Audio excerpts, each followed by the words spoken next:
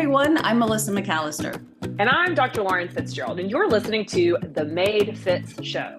So for years, we have dedicated ourselves to giving others the tools to feel their absolute best through the power of health, fitness, and nutrition coaching, as well as both Western and functional medicine. Each week on The Made Fitz Show, we're going to talk about everything from health trends, nutrition, topics like HRT and medical weight loss, self-care, wellness hacks, different workouts, fasting, our favorite recipes, and more. We promise that The Made Fitz Show will be educational, entertaining, but most importantly, worth listening to each week. Now, with small, dedicated changes, you can live a healthier, more heart-filled life.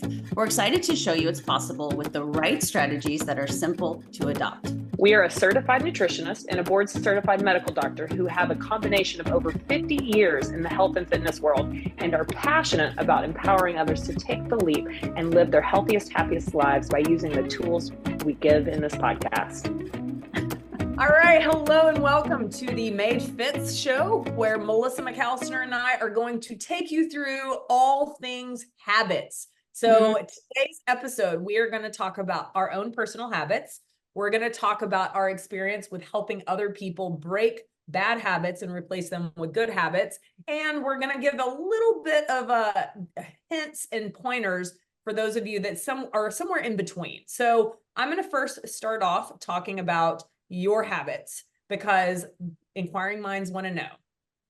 Question is, your top 3 habits that you have had that have set you up to be the healthiest version of you. What are they? That's good. Hello, everybody. So Hello, everybody. I would have to say, I don't snack. Is that a habit? Yeah, that's intentional. Yeah, that's great. That's I'm an early to bed, early to riser. Okay. And at least for the last 2 years, I've become an avid walker. I think those are the things that have made the biggest difference, for sure. I agree with all of those. Of course. So I'm going to say the early to bed, early to rise, and I've been that way pretty much my whole life.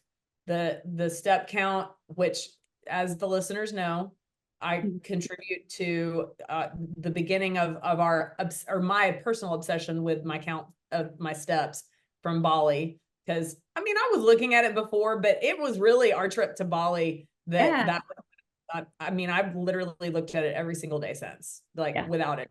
Yeah. So step count for sure. And then, plus I don't really snack either, but I haven't always had that habit. I think my habit of looking at things, the cup is half full instead of half empty. I think that habit of just having perspective, and can you say that that's a habit? No, I think it is. Yeah. That took consistency and work for sure. Yeah. So hardwired to be negative, the whole don't think elephant. We're wired to be negative. And so it does take work. Absolutely. Yeah. So I would say that those are my 3 habits. So all right. So let's talk about, because you were saying that you're writing an ebook and one of the ebooks has to do with habits. Yes. Yes. Mostly, so I wrote an ebook that is, I think that in all of my experience of working with women, is when I give them, you need to revamp. We got to change the way you eat, the way you sleep, the way you move, your mindset. It's overwhelming. And so I have learned that by giving, small changes to create habits over time is most sustainable. And so I have an ebook that I have to make available that's 52 habits. So it's one habit change a week. And it's just as simple as, adding an extra glass of water a day, or, working on an extra 1,000 steps, just little things. But you give yourself a week to work on this thing that you are changing, and you give it time, and you're not trying to do so many things and then become overwhelmed and throw your hands up in the air like you just don't care and decide not going. See my thing move. Please don't ever do that. It's so much better for people to do that. So one of the books is obviously just making those small changes over time. And I don't think you should ever feel compelled to add something else until you really feel you've got something else down.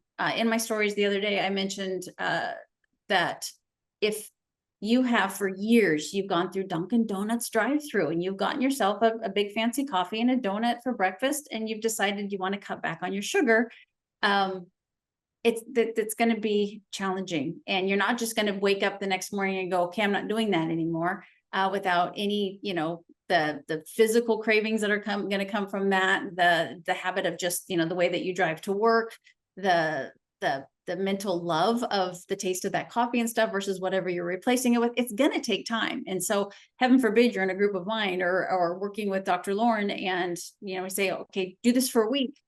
If you're like, I still feel the exact same 7 days later, give it another week. Give yourself time to create that habit, and that habit creates consistency, and consistency creates success, but you can't, only you know how long it's going to take you to break a habit. And one of the things that we talked about is making sure that that habit is replaced with something good. So you can't just all of a sudden not eat breakfast because you're not going to go through that Dunkin' Donuts anymore. Be prepared to make yourself some overnight oats, or have something prepared in the morning in the place of, maybe you made some egg cups. So you've got the food, and you have a mug of coffee that you made yourself. So you're not all of a sudden starving, because that's not going to work either. But drive a different way so that you don't see the Dunkin' Donuts. Have something else to eat so that you're not physically hungry, and give it time to get over mostly that sugar craving that's going to be very hard to get through. And for some people it take 3 days. Some people it could take up to 3 weeks to get rid of that have that patience. So do you think that giving them a new thing every week, do you think that might be overload? No, because at least on the ebook, they're tiny. Like I told you, it's like, an extra glass of water, that's a week might be too long, but why rush? If you think to yourself, 52, exactly 1 year from today, I have 52 new amazing habits. And even if half of them stick, that is a wonderful place to be 1 year from now. Yes. I'm always telling my weight loss patients with, as far as my non-negotiables go, right? I'm always telling them, look, the whole point of the non-negotiables is by the time you get to your goal weight, these non-negotiables are no longer seen as, well, these are things I'm supposed to do while I'm on this, this semaglutide diet with Dr. Fitz. It's like, no, these are replacing the unhealthy habits that got you to the 15 extra pounds, 50 extra pounds, 150 extra pounds, however much they needed to lose, because obviously bad habits get you to a place that you're unhealthy. You have to unlearn them, but you have to replace them with new stuff. And that's not just an easy, like, linear line. Yeah, no, for sure. Another book is The Art of Habit Stacking. And I think that is really incredibly powerful, and people underestimate that. Explain to the listener what habit stacking is. So for instance, on our last banter podcast, I talked about, having a glass of water before coffee every morning. And the only way I can get Mick to make it a habit is to put a big glass of water right next to his cup of coffee, because without it, he won't remind himself. He needs to stack it with, oh, I'm having my coffee in the morning. Oops, there's that glass of water. I need to have that first. Or if, you can put a glass of water or, electrolytes next to your sink. You put it there every night. So when you wake up in the morning, you brush your teeth and you want to have lemon water or something, right? As you're walking from the bathroom to the kitchen, put a glass of water there. Like I said, changing the way that you drive so you're changing that behavior of, it's a new habit to drive a different way. And that's also going to keep you from wanting to go through stopping at Target, and because it's your brain break, or, going through a drive-through that you don't want to. So putting it with something that you're going to do anyway, like the drive or drink your coffee, put something that you're trying to make into a new habit along with it. And it actually makes it much easier. The way I like to explain it is, so if let's say that Dunkin' Donuts habit where you get a coffee and donut, if that habit has been happening for 30 years, the train tracks are super, they are set. So you're going to have to do something drastic to create new train tracks of that thinking process. So But if you've only had that habit for, you know, let's say 6 months, it's going to be easier to change that, because the train tracks that are laid in the brain, you know, the habits, the neural pathways that are associated with pleasure that comes along from that act of driving to Dunkin' and ordering the same thing and knowing the person and them knowing what you want and all of that kind of stuff. Like, you're going to have to be super intentional about changing that, because those train tracks are deep. Those neural pathways in your brain are super deep. So, but if it's a newer habit, like I had a habit, you know what the perfect bars are? They're refrigerated. They're like, Mhm. I had a habit every time that I would go to the grocery store, I would like eat one when I was there, and I would grab a few. And I literally had to break that habit by going to a different grocery store that didn't have them, because I was like, this is getting on the addictive side. Like, I'm like ruminating over them and whatnot. And so I changed the grocery store I went to and went to a grocery store a little bit farther away. So I broke that habit. And now I am happy to say I have a healthy relationship with Perfect Bars. Thank you very much. I will consume them every now and then, but I do not have an addiction. I broke that addiction, that habit, because that was definitely.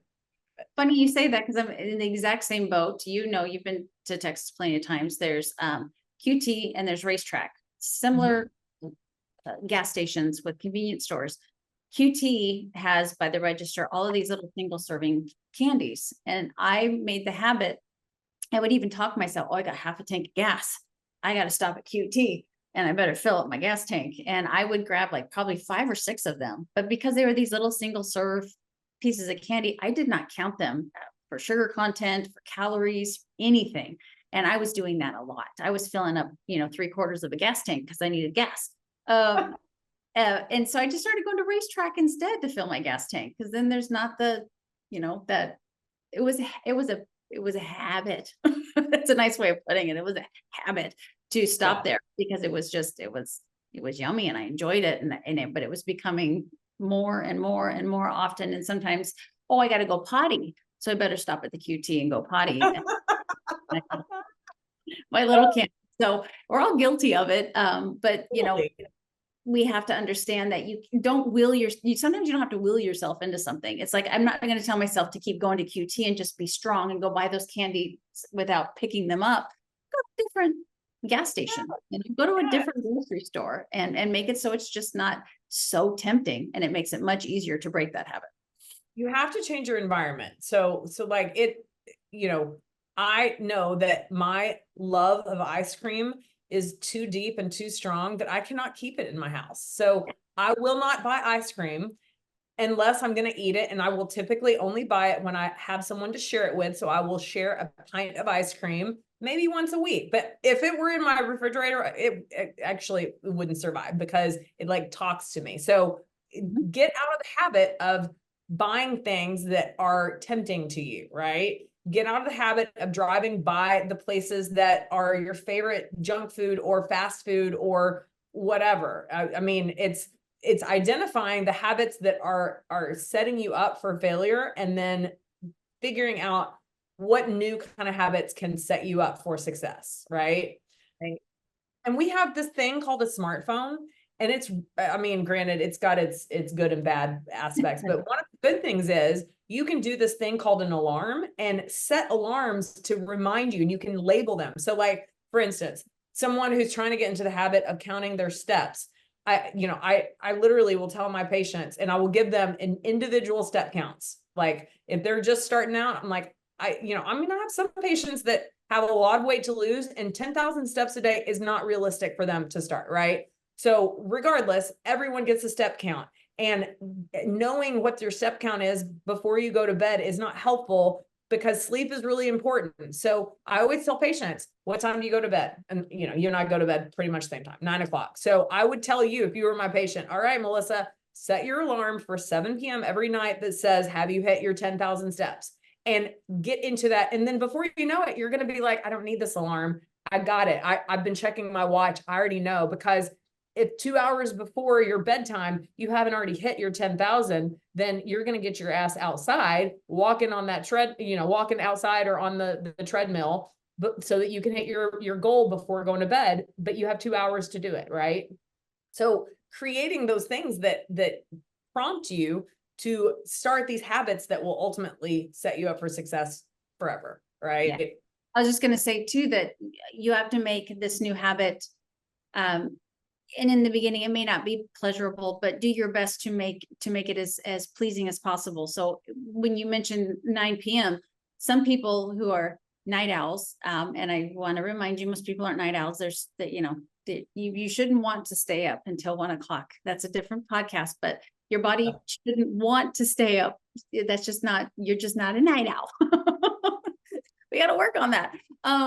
But say, you're used to going to bed really late and you have to get up early. And so we're working to get you making the habit of going to bed earlier.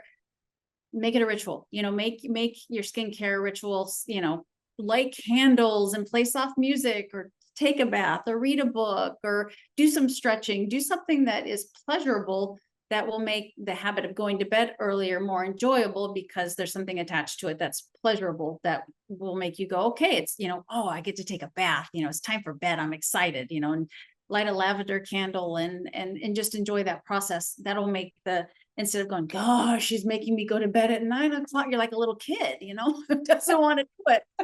Put things around that habit that will make it more enjoyable for you. Yeah. The habits that I feel like set me up for success were probably some of the more painful ones to start, like working out in the morning. I used to always be someone that would work out in the evenings. And I recognized that there were too many times, this was in my 20s when I recognized this, there were too many times that I would come up with excuses that wouldn't end up getting a workout in. And so I recognized that, okay, I really need to change this habit to the morning time. That way I have less likelihood of coming up with an excuse. But man, creating that habit was rough at first. I mean, it took, I've always been a morning person, but waking up and working out, especially like in med school and residency, waking up before that was sometimes challenging, but ultimately, man, that habit, I think I would highly recommend everyone create, is getting your exercise. And I'm not talking about the non-exercise activity, but your actual exercise. Get it done and schedule it out. Just like people, if you have a 9 to 5 job and you have to be at work, to clock in by 9, you're going to be there. So see, exercise is the same thing. Your exercise time is from, whatever time to whatever time, and you clock in, clock out. Like that's how you got to see it, And I think accountability partners are huge with that as well, because you mentioning that Mick will always, he's so busy, self-busy, puts it on him 100%, but it's even hard for us to, in the morning, to have that hour of just sitting and enjoying each other's company and having coffee, where either of us are just, itching to start working, to be productive. And then we always work until dinner. He needs to lift weights. He just does. He's a very physical guy. He does a lot of crazy sports. He needs to be strong.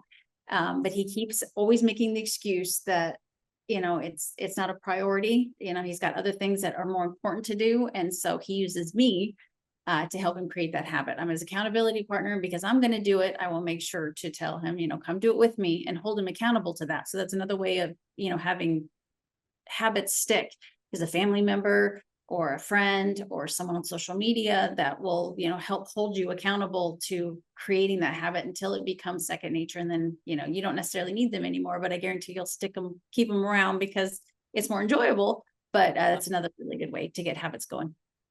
Another way is you can share, like, at least for iPhone people, the fitness app. So I always share my step count with Ty, but just this past weekend when I was seeing one of my very best friends, Rachel, she was like, yeah, I really need to, because she's got knee issues, but she said, when I move more, my knees feel so much better. I just need to increase my step count. So she and I share. You said that to you. Uh-oh. Yeah. Boom. But now like I can go look and literally, like, yesterday I saw and I was like, she does not have a lot of step count. So I took a screenshot. I'm like, what you doing, girl? But that I'm not her health coach, but that accountability aspect of from either a health coach or a friend or a family member, it really is huge. And then before you know it, it's going to be, where I don't need anyone asking me about my step count. I know where my step count is throughout the day. And that, you know, I don't need anyone to hold me accountable to that, but a lot of people do in those initial creations. And then another thing you can do, like going back to the Dunkin' Donut thing, if you have such a hardcore habit like that, create a similar habit. So make fufu coffee for yourself and come up with like, I mean, the internet is full of everything. So find a like healthy, high protein donut that you can make at home. And on Sunday that you mass make your donuts for the week. And that way you get the sense of, you know, you're eating something healthier, but it's the same thing, but it's really not. It's healthier for you and you're saving money and creating, you know, something that's similar to that habit, but a lot better for you, you know? Yeah. Yeah. And I love that you and Rachel shared the steps with some of my clients too, especially those that suffer with sleep. They always hope that they have an Oura ring, and you can see what their readiness score is, their sleep score, and their activity score. And I do that with a few of my clients because it's, you know, I'm trying, and I'm like, are you? And you can see that correlation, especially on the Oura ring, with your sleep, you know, and your readiness and your activity. It's like they're all very intertwined. And so it's great for a nutritionist, a doctor, anybody to see how the client's doing, or you can have that accountability with your spouse or friends or child or parent, and, you know, hold each other accountable by looking at that. And that will also help create that habit, because if you have it, and Lauren and I are very not competitive with anybody but ourselves, but we are very competitive humans. And so you get that, you know, sense of competitiveness, and that's competitiveness, whether it's with somebody else or yourself, also helps create habits. So, you know, take that healthy competition that you have inside you and create those healthy habits with that. Okay. So if you have a listener that's like, man, I don't know where to start, what would be the number one habit that you would tell them to start with that you think is the most important habit? Honestly, I think, I don't know if this is going to answer your question or not, but I always like for people to just kind of track. I don't think a lot of people really know how they spend their day, their hours. You know, it's like, I want you to track your poop. I want you to, you know, track your food, when you eat, what you eat. I want you to track your hydration. I want you to track your sleep. It's a little bit daunting in the beginning, but it's so eye-opening for people. It's like, you know, how much time were you on your phone? And so getting people to really see how much what they're doing in those 16 hours is super important. And from that point on, you can kind of pinpoint, okay, let's start with you. You are not drinking enough water. So let's make the habit of you know, setting something on your phone. So every hour you get a reminder to take, you know, a few mini sips of water. Or maybe it's the fact that you're stress eating all day long. So let's start creating that habit of separating the snacking and creating 4 meals, and then trying to get it down to 3 meals a day, that kind of a thing. Yeah. I like that. I would say out of all of the habits, I think that the first one that people should really nail down is sleep. I mean, I tell my functional medicine patients all the time, look, because most of them are parents. If you've had a child, you know that when your kid is small, if they get out of their sleep routine, everyone's life is ruined. Yes. And guess what? We don't outgrow that. Like, we do best, we function our best when we have a bedtime and we have a wake time. Yeah. You know, and I don't know why we get so far away from that natural ebb and flow and that, you know, circadian rhythm that humans are supposed to live by. And I think sleep is completely underestimated. And granted, you know, I mean, so many of our listeners are women that are, you know, either already in perimenopause, menopause, or postmenopausal, or, you know, on the verge of becoming perimenopausal because they're in their 30s, you know.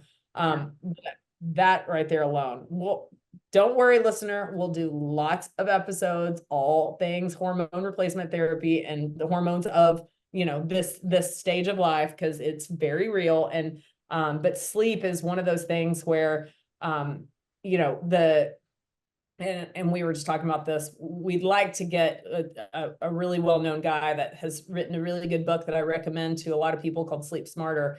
We'd like to get him on here to talk about that. But if not, I mean, the basics of healthy sleep, like, really start with setting a same bedtime, same wake time every single night, making your room dark, making it cold. Take freaking magnesium at night, y'all. Like most people are walking around deficient in magnesium, and the Larimar Med magnesium is our #1 seller, because once you start taking magnesium in the different forms of magnesium, it's almost an instant gratification thing where it's like, oh, I didn't realize like how badly I needed that. So that and my progesterone I take every single night. And I now, like I told you, I now sleep like Melissa, like a baby. Well, you know, when you were talking about sleep too, I know for some people, making that habit of getting up earlier is torture. Yeah. Let me please stress to you, don't use a snooze button. That is so bad. Amen. So bad For you. And there are so many tools out there, like, you know, music that gradually gets louder, or those, you know, those lights that will, you know, light up the room. Such a more beautiful way to get in the habit of waking up. I mean, I'm in front of this huge window, and we leave those open. So the natural sunlight wakes up my cat, which wakes us up. She's waking us up about 30 minutes early, because gosh, animals are smart. She realizes the very brink of dawn. And as soon as she realizes that the you know, light is coming, she's like, oh, it's almost on, you know, and she'll start licking our noses. But I have never, ever slept in a room with the drapes shut. The natural light is such a wonderful way to wake you up naturally, but please, please, please don't use that snooze button. It does so much more than just make you irritable. Long-term, it's just so bad for your poor nervous system. But you know, you haven't lived in a big city. Sometimes those curtains are definitely necessary. So, You're 100% right. 100% right. yeah. What is that? It looks like an egg, and it basically like lights up like nice and easy, like the sunset or the sunrise. I would suggest doing one of those if you're a city dweller and the lights are not the beautiful natural light that Melissa gets to have there in Cabo, Mexico.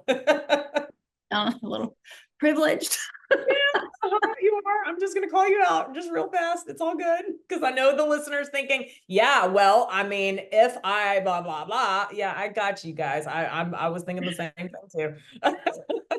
No, but like I haven't woken up to an alarm since my days of being an anesthesiologist. And I can't tell you, like, I really think I have a little bit of PTSD from the sleep trauma while I was an anesthesiologist. Because like when you're on call, you know that if you have a situation where you don't have to sleep at the hospital, if you have a true emergency, like time is of the essence, and you have to be able to wake up like that. And so if you're woken up in the middle of true deep sleep, it is terrible for you. And so that's what happens. You know, people wake up with their alarms and they hit snooze because they're in the middle of deep sleep. And it's just, yeah. I mean, ideally, if you're telling your body you're going to bed at the same time every night, waking up at the same time, your body should get used to it, and you shouldn't need an alarm. So only time I use alarms is if I have an early flight that I definitely, you know, don't want to miss. So. Right. Like coming here. Well, yeah. I'm going to get there. I know. I see freaking Brienne. How many times has she come to visit you? I'm like, gee. We have a lot of repeaters now. Like I just found out that our friend Mike is coming back, and I think this is his 4th time already. We've only been here a year, but we enjoy his company. He's such an easy guest. But yeah, we've had multiple visitors now. So visitors, and I haven't even gotten there once. I'm going to get there. I promise. Okay. Okay. So what else do you want to say about habits? So let's just give them I don't have the Jeopardy music, but what are 3 habits? Okay, go. Habits that you can overdo, habits that you may create that you can actually overdo. Can I go first? Me, please call on me. Lauren. Exercise. Yes. I am so guilty of that. Me too. So guilty of that. Yeah, we were talking about that it's when it becomes, I mean, you make a habit of it and it becomes part of your routine. It's very, very difficult to not have that, because I honestly feel like my day is just a little bit shifted or weird if I don't have the, the time frame for me to actually do that exercise that I enjoy doing. All right. Another one that you can do too much. Let's see. And most people don't do this, but it can be done. Okay, tell me. Drink too much water. Oh yeah. You can actually die. I know you already know this. Most people do. Yeah. But that is crazy to me that has actually happened in the history of modern day. Yeah. Like, but yeah, you can drink too much for sure. Well, and blood sugar dysregulation, is going to make you thirstier. And so I will have people that are like, I drink 1.5 gallons of water and I'm still thirsty. And I'm like, red flag. Rewind. What did you just say? Yeah, if you keep drinking water and it's not satiating you, something else is going on. So, there's too much of a good thing, and exercise and water for sure are 2 of the 3. So what do you think the third one is? Oh, I hate tests. Too much of exercise and water. And I mean, there's that's good for you. I've been guilty of this one too, because I'm so good at it. Eating healthy food? No. No, that's why I was carrying extra weight. I was eating too much of the healthy food. True. You're right. That's something you and I have. I mean, we were very devout on, it's what you eat, not how much you eat. But yeah, it absolutely matters. Calories do count. I was wrong. For the record, I was wrong. Calories do count. You weren't definitive that they don't matter. You were just like, they're not. And we still, I mean, this is getting off topic, but we're so complex. It's a very important component. It's not the only component. And so, but I think we leaned more on the other components more than the calories, where now we're just more like, calories are a big factor. They really are. You really can't. This is another episode. So I'm saying this out loud so we can make another episode. How many clients? We keep saying this, but keep going. How many clients I have that tell me that they're under eating and they can't lose weight. It would be very difficult to be able to see everything that you're eating, in a week's time frame, and to not see that the calories are higher than what your body is expending for you to not be losing weight and gaining weight under eating. That's really, really hard to wrap your brain around. Yep. And that's why those people need to track what they're eating, because yeah. And and you really need to hear it, because as much as I want to say, oh yeah, you're telling me you only eat 1,100 calories and you've gained weight.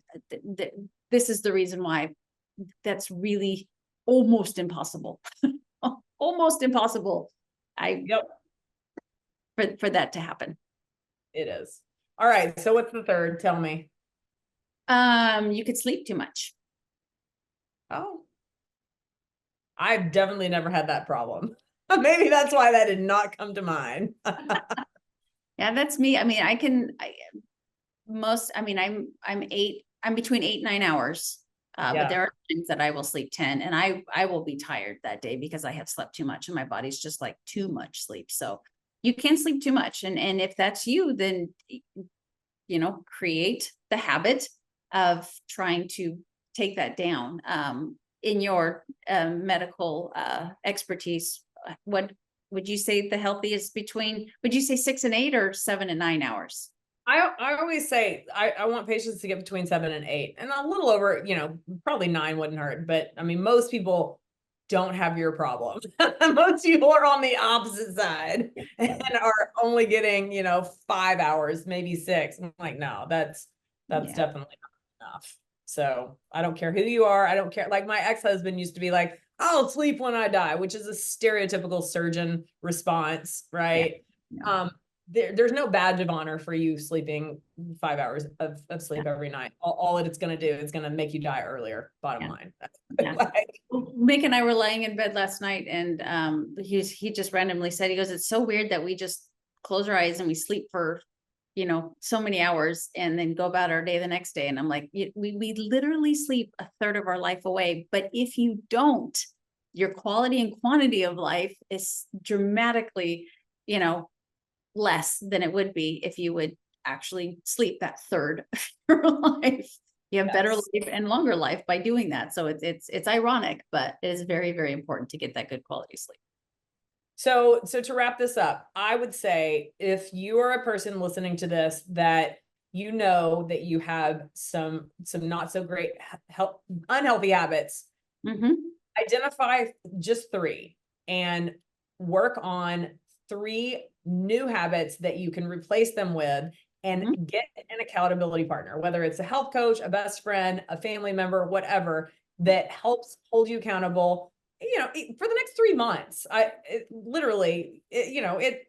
heard different stats of how long it takes to create a habit, but I think if you're doing something for a solid 3 months and if you have someone that you're sharing your steps with and you're like, okay, I am going to hit 10,000 every single day. And that person is going to message you every single evening, be like, girl, I see you're only at 7,500. What's going on?